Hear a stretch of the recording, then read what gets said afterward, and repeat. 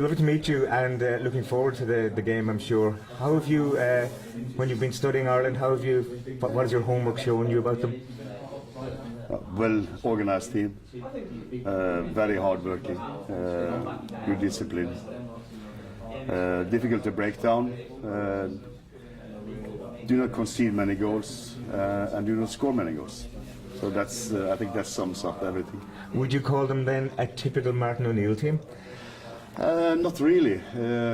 When it was the Celtic, they scored a lot of goals. I think it depends on the players you have and the possibility you see to go forward or the way they can defend. I think it's, well, it's typical in the way that Martin is. I think he's a good man manager, and the management of his players has always been good. You know, I don't think you can find a player who's sort of.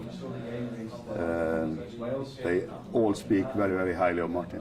You know him as well, of course, from your playing days, and in fact you were lodger in his house, weren't you? Yeah. How was that? I was fine. He was a good landlord. He's a good fellow. He's always been a good mate when we played together, and of course in the later years we haven't seen that often. But I saw him in Paris last year, and it's always nice to talk to him again. And then we probably get a few minutes tomorrow as well. He's very intense, isn't he? Yeah, he's intense. He loves his football, and his upbringing in football has been through Brian Clough and Nottingham Forest, and his knowledge of football, I think, comes from that part as well. You know, he played many international games for Northern Ireland, and so he's intense, and I think like me, we like these type of matches. And his assistant Roy Keane came up through Brian Clough as well, but there's very few games in international football where the assistant manager is spoken of in the pre-match press conference. I mean, does it really make any difference what the assistant can do, or even what the manager can say once the players cross that white line?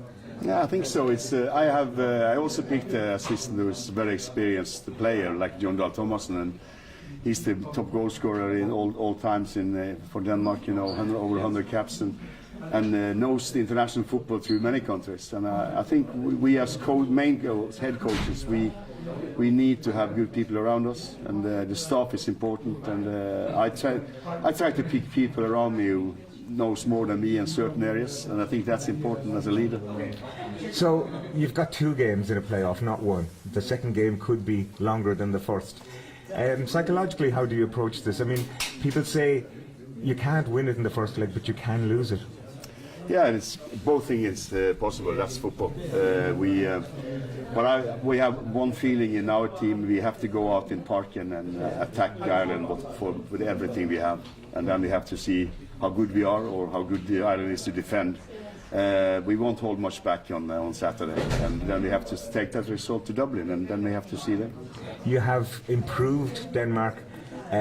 Is it because Christian Eriksen in particular you found a way to bring out the best in him? Yeah, one of the things is Christian, of course. He's been our main marksman, and he's very, very influential and important in our play. But there's other young players who always develop through the campaign, and that's the fine thing about football. I mean, when we can stick together for a while, we normally get better. But patience is not the main word in football. So sometimes you have to ask for patience, and you don't get it. We have had patience after our defeats in last year, and we came back with style in September and October, and we have this opportunity, and we are very pleased for that. And it feels like that Denmark is behind this team now. Yes, the whole nation is behind the team because the Danes are very, very good when things are flowing for the national team. They love their country, they love their flag, and very much like the Irish. Very best of luck to you. Thank you. Really appreciate it. Thank you very much.